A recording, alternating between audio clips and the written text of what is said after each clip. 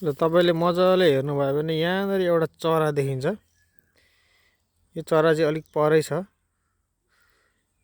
यहाँ माथि मजाले हेर्नुभयो भने देखिन्छ। यहाँ पर छ र यो चराले चाहिँ यसरी खुला मैदानमा अन्डा पार्छ र यो अन्डा भन्दा पनि धेरै पर चाहिँ बसेको हुन्छ यो चरा। र यसरी यो खाली जग्गा छ, यो खाली जग्गामा चाहिँ यसरी अन्डा पारेको हुन्छ।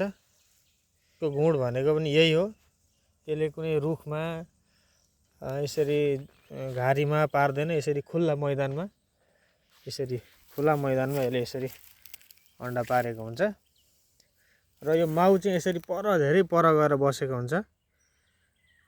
र यसरी यो अन्डाको छेउछाउमा चाहिँ केही चरा बसेको हुँदैन। यसको डिममा चाहिँ यस्तो हुन्छ। यो के को डिममा हो तपाईँलाई थाहा छ भने कमेन्ट गरिदिनु होला।